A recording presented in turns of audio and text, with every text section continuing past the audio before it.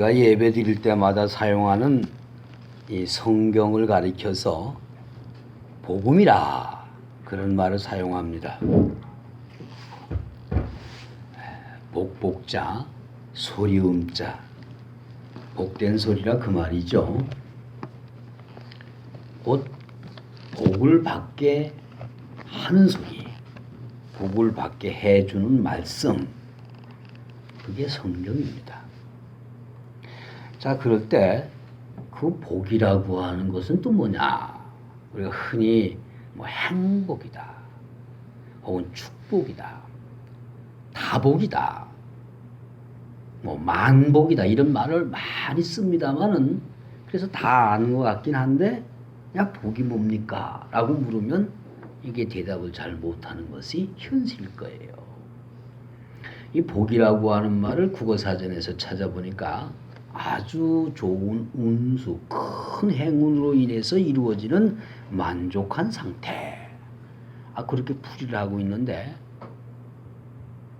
풀이한 말이 더 어려워요. 뭔 소리인지 모르겠어요. 근데 다시 한번 찾아보니까 허실 없이 두루 넉넉하게 잘 갖추어 있는 것을 나타내는 말이다. 근데 굳이 이 말을 설명할 때 운수라든가 행운이라고 하는 말을 연관시켜서 풀이하고 있는 것을 보면 어떻습니까? 사람을 초월한 천운에 의해서 이게 와지기도 하고 사라지기도 한다. 이런 복이라고 하는 것이 사람의 힘만으로는 와지는 것이 아니라고 하는 것입니다. 이 말은 우리가 마음대로 복을 받기도 하고 누리기도 하고 나누기도 하는 것이 아니다. 가령 우리나라 속설에는 아내를 잘 만나는 것도 복이라고 그럽니다. 그러고 보면 우리 교회 성도들 가운데는 복 받은 사람들이 많아요. 이빨이 튼튼한 것도 복이라고 그럽니다. 나는 복이 없어요. 그래서 맨날 편한 치과 가가지고 요번에는 구멍을 뚫었다 그래. 이게 그냥 자꾸 신경을 건드리고 이 목을 건들 때 뜨끔하는데요. 막 그냥 땀이 그냥 쫙쫙쫙쫙 빠져나와. 근데 나를 치료하는 여자는 누군지 여러분 다 짐작할 거예요. 막 하더라고요. 근데 3시간을 나를 붙잡고 했어. 근데 나를 붙잡고 한 그분은 그날 저녁에 속해도 못 나왔어요. 얼마나 힘들었든지. 미안하기도 하고 감사하기도 하고. 근데 이빨을 아프고 싶어서 아픈 사람이 있습니까? 안에 잘 없고야 다 쉽지요. 근데 없고 나니까 그것이 이상한 여자가 되고, 없고 나니까 그냥 현묘양처라기보다는 악처가 될 수도 있고, 이라고 하는 것도 내 의지하고 전혀 상관없이 그렇게 아플 수도 있는 것입니다. 그러니까 어느 것도 내 의지대로 내 마음대로 되는 것이 아니라고 하는 것입니다. 특별히 할이 많았던 우리 민족들은 스스로 의식하든지 못하든지 역사적으로 늘 그런 복을 빌면서 살아왔고요. 또 그런 모양으로 살아가고 있습니다. 비록 우리 한국 사람들이 실제로 복을 받으며 태어나서 복을 누리며 살아간다고 할 수는 없다고 할지라도 대부분의 우리 한국 사람들은 그렇게 복을 비는 가운데 태어납니다. 복을 비는 가운데서 성장합니다. 그리고 스스로 복을 빌며 살다가 다시 복을 비는 마음 속에서 죽어가는 것이 우리의 현실 아니냐. 전통적으로 우리 동양 이 유교 문화권에서는 5가지를 얘기했습니다. 장수를 누리는 거, 수의 복입니다. 또 가멸한 거, 이게 부자가 되는 것을 말하는 거죠. 풍요롭게 사는 거, 거기다 건강하고 마음 편하게 사는 거, 강령이라고 그랬어요. 육신만 건강한 것이 아니라 마음 편하게 사는 거, 강령. 거기다 심성이 후덕한 거, 후호덕이라고 그랬습니다. 덕이 있게 사는 거. 그리고 마지막 고종명이라 죽을 때 복되게 죽는 거. 이 5가지를 오복이라고 했습니다. 그런가 하면 한비자 선생은 그 중에서도 부와 귀와 수 이 3가지, 곧 부유한 거, 귀한 거, 오래 사는 거, 이 3가지가 실제적인 복이다 그랬어요. 그래서 복되게 산다고 하는 것은 그런 것을 누리고 사는 것을 말하는 거고, 불행하게 산다고 하는 것은 그런 것을 누리지 못하고 사는 사람을 말하는 거예요. 근데 성경은 그렇게 얘기하지 않습니다. 여러분, 세상적인 복을 그 기준으로 본다고 하면 이게 진리 같지만 결코 진리가 아니에요. 여러분, 오래 사는 것이 복이라고 한다면 세례요한을 보십시오.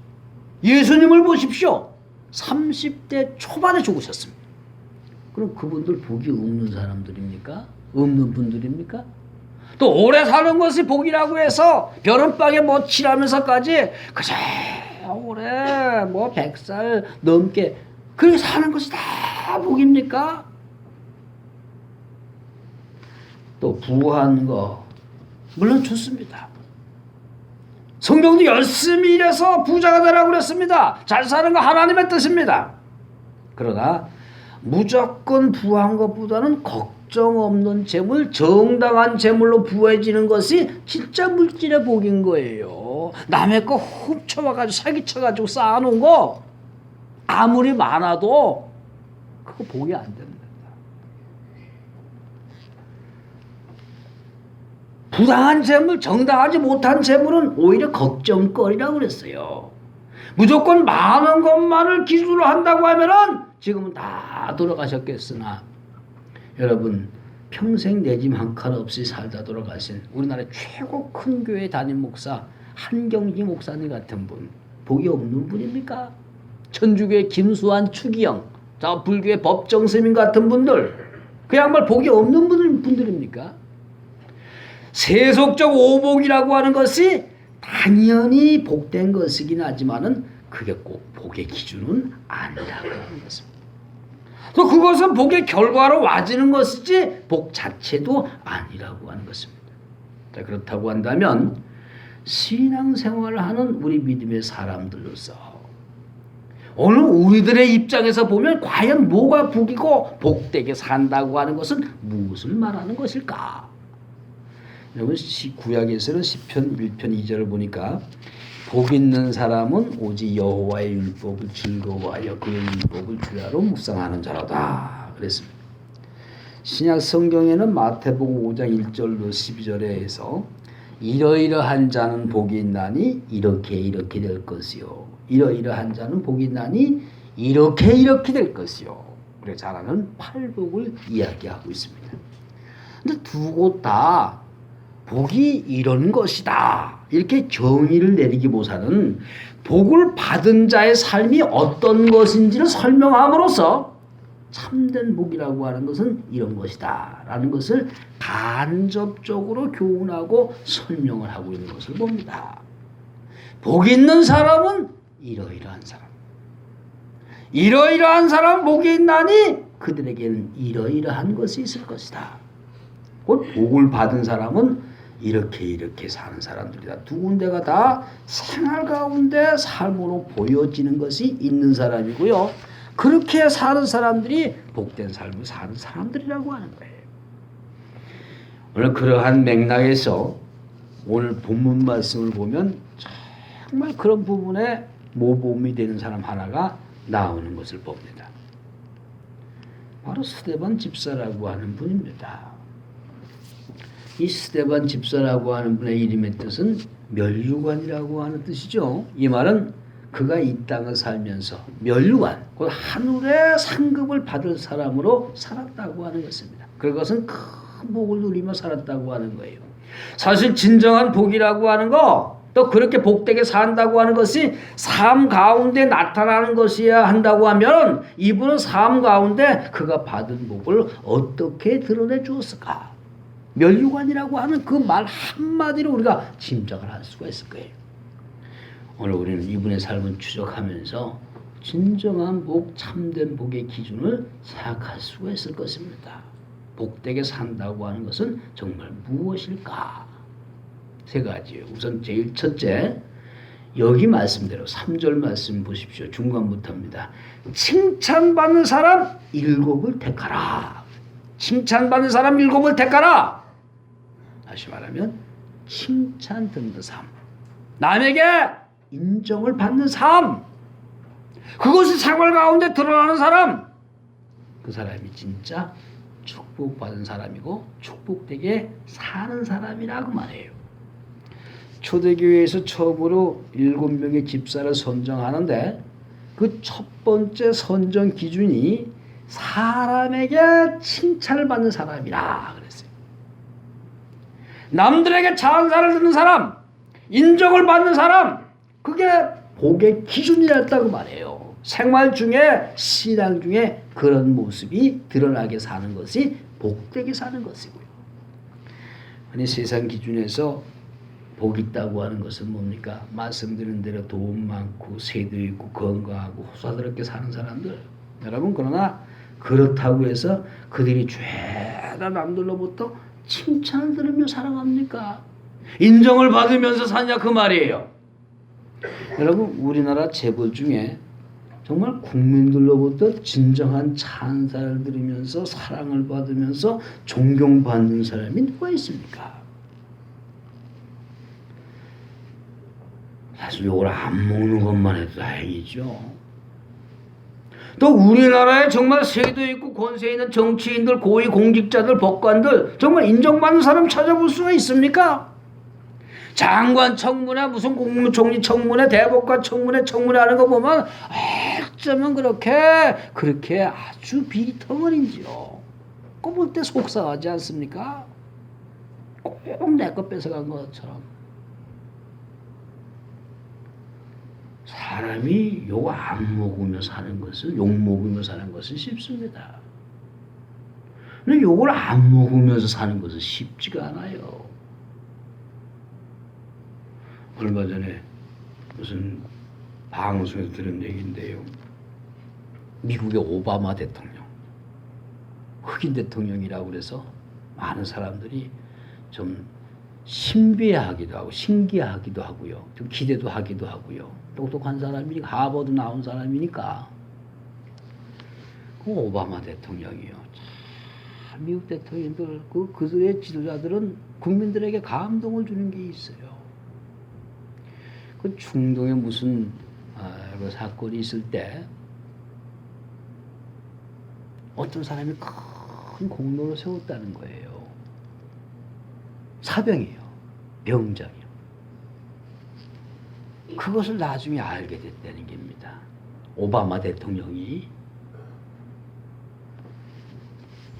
그러면 그 사람한테 특별 훈장을 줘야지. 근데 훈장을 내가 당신한테 드리겠습니다 라고 하는 것을 내가 직접 전화로 그 사람한테 알려주겠다. 그랬다는 거예요. 그래서 그 병사 좀 바꿔라 하고 전화를 했다는 겁니다.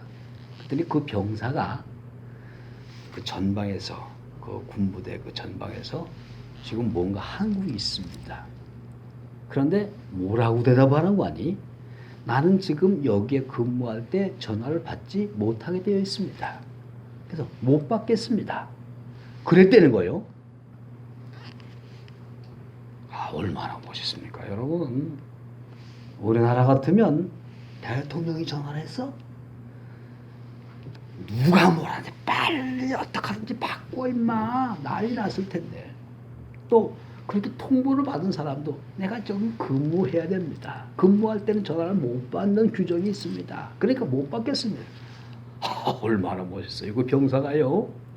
근데 더 멋있는 것은요, 대통령이 직접 전화를 해서 사명이 됐다는 겁니다. 그러니까 그 위에 지휘관 바꿔라, 내가 허락 맡아주마, 뭐 그랬을 수도 있을 거예요. 그런데 오바마 대통령이요, 뭐라고 얘기를 하는 거 아니? 그래?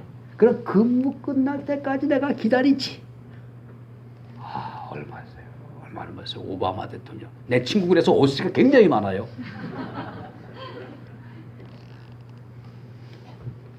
그 지도자가 높은 위치에 있는 사람들이 그 자기 안에 있는 국민들, 시민들, 그들에게 감동을 줄 수가 있어요. 인천 상륙작전 때 메가더 장군이 처음부터 승리한 게 아닙니다. 이건 인천 상륙작전은 하나님이 도우신 사건이라고 그래요. 메가더의 해고력 부분. 그 양반이 막 밀려서 후퇴를 하는 겁니다. 근데 어느 막사에 한국 병사 하나가 총 들고 후퇴를 하지 않더라는 거예요. 후퇴하면서 자네는 왜 후퇴하지 않는가? 예! 아까 후퇴 명령이 아직 없습니다. 이게 포탄이 떨어진 거기에서도 딱 찍고 있더라는 거예요. 후퇴 명령이 없었습니다. 그게 딱 듣는 순간에 메가더 장군이 얼마나 뭉클했는지. 저렇게 이름 없는 병사도 명령에 살고 명령에 죽는데, 그리고 자기 사명 감당하려고 하는데, 별 5개 원수라고 하는 내가, 이 장군이라고 한 내가 이렇게 부끄럽게 후퇴해야 되겠냐? 자, 후퇴 정지! 그리고 다시 미국에 군사 요청을 하고, 그래서 인천 상륙작전이 성공했다고 하는 거예요. 뭐 그것 때문에 성공한 건 아니겠지만 비하인드 스토리. 그 메가더 장군을 감동시킬 수 있었던 그 이름 없는 한국 병사. 그런데 그의 그러한 모습을 보고서 스스로 자기 자신을 성찰할 수 있었던 메가더 대통령, 장군. 얼마나 감동을 주는 겁니까? 지도자일수록, 많이 가진 사람일수록 그렇게 감동을 줘야 돼요. 한국의 재벌들은 그렇지만 미국의 재벌들, 유럽의 재벌들은 일반 국민들로부터 존경과 사랑을 받습니다. 그들이 삶의 롤모델이 되는 거예요. 살아온 그저의 과정이 사람들에게 감동을 주는 거예요. 아무리 많아도, 아무리 높아도 남들로부터 손가락 지리는 받고 욕이나 먹고 사는 삶, 못 가는 거리가 먼 겁니다. 늘 우리는 그렇게 살려고 노력을 해야 될 거고요. 우리 기독교인들은 그렇게 되도록 늘 기도를 멈추지 말아야 할 거고요. 자식 있는 분들, 자식들에게 그렇게 가르치세요. 길을 가다가 10,000원짜리 하나를 애가 발견했어요. 엄마, 10,000원짜리, 10,000원짜리. 이런 멍청한 놈아, 빨리 가가지고 꼭 밟고 있다가 아무도 없을 때 얼른 집어야지. 그렇게 가르치는 거 사람은요, 그렇게 가르치는 엄마는요, 애 망치는 거예요. 이놈아, 내 거 아니면 건드리지 마라. 죽더라도 경찰서 갖다 줘야지. 그렇게 가르치는 사람은요, 그런 엄마는요, 10,000원짜리에 100배, 1000배, 10,000배의 복을 받는 거예요. 아들을 통해서. 할렐루야. 남들로부터 참된 소리 듣고 살자고 말입니다. 당당하게요. 야, 아빠 봐라. 아빠 가난하다. 부자 아니다. 그러나 믿음으로 살았다. 당당하게 살았다. 그런 것을 자식에게 보여줄 수 있는 아빠. 그리고 그 아빠는 축복받은 아빠고요. 그렇게 사는 게 축복받은 삶이고요. 그런 교육을 받은 자식은 축복받은 자식이 되는 거예요. 많다고 해서, 높다고 해서 맨날 어떻고 아닙니다. 여러분, 바른 복, 참된 복의 기준을 다시 정립하신 계기가 되시길 바랍니다. 좀 남들로부터 인정받으며 살자. 이게 스테반의 삶이에요. 그 다음에 두 번째로는 꽉 찬 겁니다. 그래도 겉보다는 속이 꽉 차는 거예요. 여기 3절 말씀을 보세요. 성령과 지혜가 충만하니 그랬습니다. 다시 5절을 보십시오. 온 무리가 이 말을 기뻐하여 믿음과 성령이 충만한 사람 스데반과 그랬죠. 충만이라고 하는 말은 뭡니까? 차고 넘친다 그 말이에요. 여기 컵이 있어요. 물이 있습니다. 여기다가 물을 부었어요. 막 넘치기 직전 찰랑찰랑 넘치기 전 그게 충만한 거예요. 성령과 믿음과 지혜가 충만 스데반에게 차고 넘쳤다.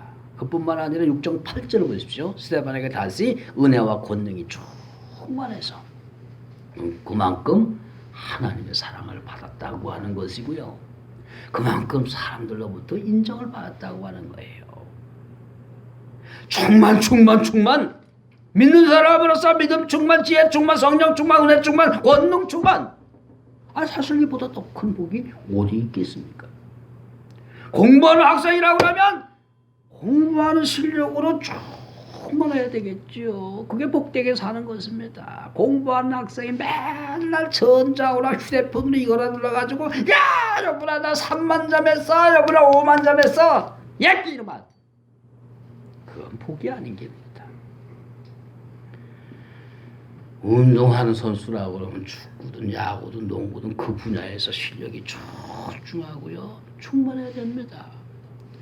운동선수는 정말 뭐 연봉 얼마나 받느냐? 진정한 선수는 거기에 기준을 두는 것이 아니요. 연봉 많이 받으니까 그래서 잘 타협해가지고 그래서 복 받았다. 그거보다는 진짜 실력으로 인정받는 게 그게 그 사람의 복인 거예요. 꿈꾸는 게 매라고 그러지 않습니까? 어떤 사람은 돈을 써서 목적을 성취하는 사람들이 있습니다. 안 되는 것인데 사람 줄 세우고 막 뇌물을 맞춰가지고 부정수단으로 올라가는 사람들도 있습니다. 농구 감독 가운데 옛날에 강동희가 무슨 뭐 부정시합 쪽 해가지고 감옥 가더니만요. 이번에 저 전창진 감독이 또 그랬다고 그러대. 부정하게 시합을 조작해가지고요. 여러분 육군 사관학교 가보면요, 내가 몰라서 차라리 백지를 낸다고 할지라도 컨닝 안 합니다. 자존심 있고 자부심 있고 권위가 있는데, 육사 생도로서의 권위가 있는데 내가 컨닝하냐? 안 해요. 당당해. 그런 프라이드 권위로 꽉 채워져 있기 때문에 더러는 가끔 정치적으로 혹은 뒷배경으로 자리에 올라가는 사람들도 있습니다. 그래서 꽁 잡는 것이 많으니까 많이 보고 높은 나이에 올라가기만 하면 복이냐? 여러분 최소한도 우리만은 그런 것을 부러워하지 말자고 말입니다. 뭘 해도 당당해야죠. 다시 말씀드립니다. 자식 앞에 아빠는 정직하게 살았단다, 아빠는 정당하게 살았단다, 아빠는 바르게 살았단다, 아빠는 믿음으로 살았단다. 엄마든 아빠든 자식한테 그거 보여줄 수 있으면 성공한 아빠요. 축복받은 아빠요. 축복되게 사는 거고요. 그런 걸로 꽉 채우라고 말이에요. 학생은 공부하는 실력으로, 사업가는 사업하는 실력으로. 여기 세바는 어땠습니까? 초대교회 선택받은 교회 집사님으로서요. 믿음의 충만, 지혜의 충만, 성령의 충만, 은혜의 충만, 권능의 충만, 충만. 기독교인으로서 있어야 할 속성들이 꽉 채워져 있었어요. 바로 그런 부분에 복의 모델이었다고 하는 얘기요. 할렐루야.